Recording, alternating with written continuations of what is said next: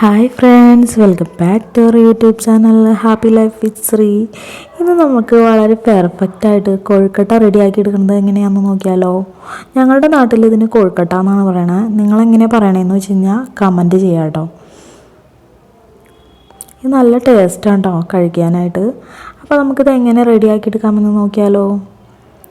ഞാനിവിടെ ഒരു പാത്രം എടുത്തിട്ടുണ്ട്. അതിലേക്ക് നമ്മൾ തരിയില്ലാത്ത പൊടി വേണം കേട്ടോ എടുക്കാനായിട്ട്. നൂലപ്പത്തിനൊക്കെ ഉണ്ടാക്കണ പൊടിയാണ്, അത് ഞാൻ എടുത്തിട്ടുണ്ട്. ഇനി നമുക്ക് ആദ്യം തന്നെ വേണ്ടത് ഒരു പാത്രത്തിൽ കുറച്ച് വെള്ളം തിളപ്പിക്കാനായിട്ട് വയ്ക്കണം. ഞാനിവിടെ ഒരു 1.5 കപ്പ് വെള്ളമാണ് ഇവിടെ എടുത്തിട്ടുള്ളത്. ഇതിലേക്ക് നമുക്ക് ആവശ്യത്തിന് ഉപ്പ് ചേർത്ത് കൊടുക്കാം കേട്ടോ. എന്നിട്ട് നന്നായിട്ട് തന്നെ തിളപ്പിച്ചെടുക്കാം. സ്റ്റൗ ഓഫ് ചെയ്തു.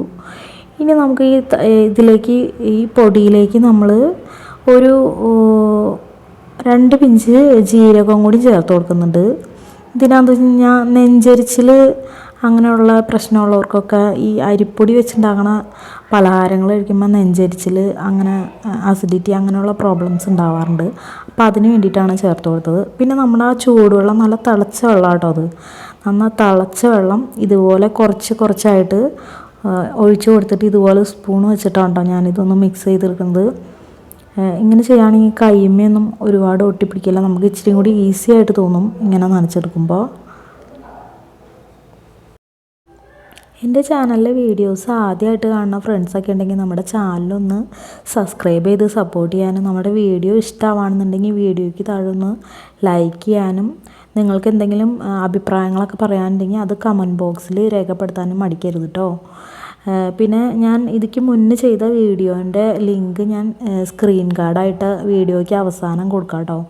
അപ്പോൾ അതിലൊന്ന് പ്രസ് ചെയ്ത് കഴിഞ്ഞാൽ ആ വീഡിയോ നിങ്ങൾക്ക് കാണാൻ പറ്റുന്നതായിരിക്കും. ഇപ്പോൾ നമ്മുടെ മാവ് ഇവിടെ ഏകദേശം റെഡി ആയിട്ടുണ്ട്. ഇതുപോലെ കുറച്ച് വെള്ളമാണ് കേട്ടോ ഒഴിച്ചു കൊടുക്കാൻ പാടുള്ളൂ. ഇതുപോലെ കൈ കൊണ്ടൊന്ന് ഞെങ്ങനെ പരുവാകുമ്പോൾ നമുക്ക് നന്നായിട്ട് തന്നെ ഇതൊന്ന് കുഴച്ചെടുക്കാം. ഇനി വെള്ളം ചേർക്കേണ്ട ആവശ്യമില്ല. നന്നായിട്ട് തന്നെ ഇതുപോലെ ഒന്ന് നമ്മൾ ചപ്പാത്തിക്ക് മാവ് കുഴക്കില്ലേ, ആ ഒരു പരുവത്തിൽ നന്നായിട്ട് തന്നെ ഒന്ന് സോഫ്റ്റാക്കി എടുക്കാം. ഇപ്പോൾ മാവ് ഇതുപോലെ നന്നായിട്ട് സോഫ്റ്റായിട്ടുണ്ട്. ഇതുപോലെ കൈ കൊണ്ട് ഇങ്ങനെ ഞെക്കുമ്പോൾ നന്നായിട്ടൊന്ന് ഞെങ്ങി വരണം. എന്നാലാണ് നമ്മുടെ കൊഴുക്കട്ട നന്നായിട്ട് സോഫ്റ്റായിട്ട് കിട്ടുള്ളൂ കേട്ടോ. ഇനി നമുക്ക് ഒരു 1/2 ടീസ്പൂൺ ജീരകം ഒന്ന് നന്നായിട്ട് തന്നെ ഒന്ന് ചതച്ചെടുത്തിട്ട് വരാം.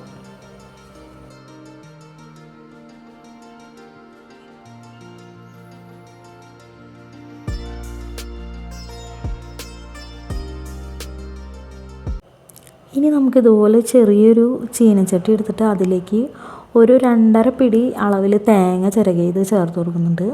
ഇനി അതിലേക്ക് നമുക്ക് മധുരത്തിന് ആവശ്യമായിട്ടുള്ള ശർക്കരയും കൂടി പൊടിച്ചത് ചേർത്ത് കൊടുക്കുന്നുണ്ട്. ഇനി നമ്മളിതിലേക്ക് നമ്മൾ ചതച്ച് വെച്ച ജീരകമില്ലേ, അതും കൂടി ചേർത്ത് കൊടുത്തു. എന്നിട്ട് ഇത് നന്നായിട്ട് തന്നെ ഒന്ന് വിളയിച്ചെടുത്തിട്ട് വരാം കേട്ടോ. നമുക്കിനി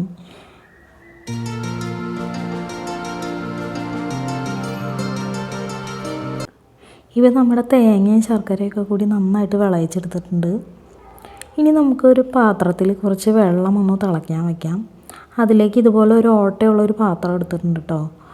ഇടിയപ്പത്തിൻ്റെ പാത്രം ഉണ്ടെങ്കിൽ അതിലുണ്ടാക്കിയെടുക്കാം കേട്ടോ. ഞാനിങ്ങനെയാണ് ഉണ്ടാക്കിയെടുക്കുന്നത്.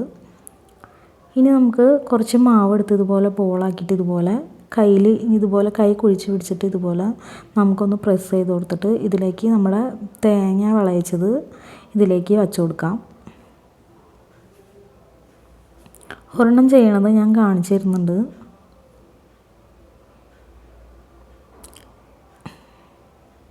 ഇത്തിരി അത്യാവശ്യം വലുപ്പമുള്ള കൊഴുക്കട്ടയാണ് ഞാൻ റെഡിയാക്കി എടുക്കുന്നത്. അതുകൊണ്ട് തന്നെ നമ്മൾ കൂടുതൽ ഫില്ലിങ് ഇതിൽ വച്ച് കൊടുക്കുന്നുണ്ട്. ഇനി നമുക്ക് ഇതുപോലെ ഒന്ന് കൈ ഇതുപോലെ ഒന്ന് കുഴിച്ച് പിടിച്ചിട്ട് ഇതുപോലെ ആക്കി കൊടുക്കാം.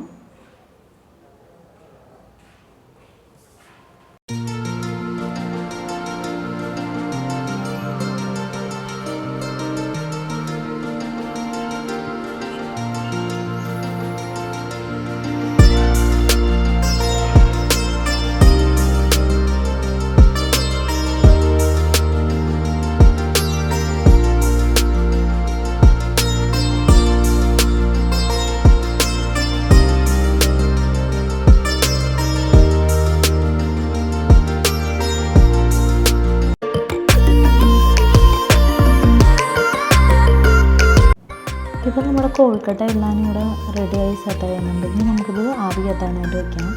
ഇതിലേക്ക് ഓരോന്നോരോന്നായിട്ട് ഇതുപോലെ വച്ചു കൊടുക്കാം. ഇപ്പോൾ നമ്മുടെ കോഴിക്കട്ട എല്ലാം തന്നെ ഞാനിതിലേക്ക് വെച്ച് കൊടുത്തിട്ടുണ്ട്. ഇനി നമുക്കൊരു പ്ലേറ്റ് വെച്ചിട്ട് ഇതൊന്ന് മൂടി വെച്ച് കൊടുക്കാം. എന്നിട്ട് ഒരു ഹൈ ഫ്ലെയിമിൽ നന്നായിട്ട് തന്നെ തിളച്ചത് വെന്ത് വരട്ടെ കേട്ടോ. ഇതുപോലെ ആവി വന്ന് തുടങ്ങുമ്പോൾ നമുക്കത് തുറന്ന് നോക്കാം. ഇപ്പോൾ നമ്മുടെ കോഴിക്കട്ട ഇവിടെ വെന്തിട്ടുണ്ടാവുമെന്ന് വിചാരിക്കുന്നു. ഇനി നമുക്ക് വെന്തോന്ന് അറിയാനായിട്ടൊന്ന് ഒരു പിച്ചാത്തിയോ അല്ലെങ്കിൽ കോലോ എന്തെങ്കിലും വെച്ചിട്ട് ഇതുപോലെ ഒന്ന് കുത്തി നോക്കാം. അപ്പോൾ നമ്മുടെ പിച്ചാത്തിന്ന് ഒട്ടി പിടിച്ചിട്ടില്ല എന്നുണ്ടെങ്കിൽ നമ്മുടെ കോഴിക്കട്ട ഇവിടെ പെർഫെക്റ്റായിട്ട് വെന്തിട്ടുണ്ടെന്നാണ് മനസ്സിലാക്കാവുന്നത്. ഇനി നമുക്കിതൊരു പാത്രത്തിലേക്ക് ഓരോന്നോരോന്നായിട്ട് മാറ്റി വയ്ക്കാം. ഇപ്പോൾ നമ്മുടെ വളരെ പെർഫെക്റ്റായിട്ട് തന്നെ നമ്മുടെ കോഴിക്കട്ട അവിടെ റെഡി ആയിട്ട് വന്നിട്ടുണ്ട് കേട്ടോ. ഇനി നമുക്കിതൊന്ന് പൊളിച്ച് നോക്കിയാലോ. ഒരെണ്ണം എടുത്തിട്ട് കണ്ടോ, നന്നായിട്ട് തന്നെ നല്ല സോഫ്റ്റായിട്ട് നന്നായിട്ട് തന്നെ വെന്ത് കിട്ടിയിട്ടുണ്ട്. അപ്പോൾ ഇന്നത്തെ എൻ്റെ വീഡിയോ നിങ്ങൾക്ക് ഇഷ്ടമായെങ്കിൽ വീഡിയോ ലൈക്ക് ചെയ്യാനും ഷെയർ ചെയ്യാനും മറക്കരുത്. അപ്പോൾ നമുക്ക് വീണ്ടും നല്ലൊരു വീഡിയോയുമായി കാണാം. അതുവരെയ്ക്കും ബൈ.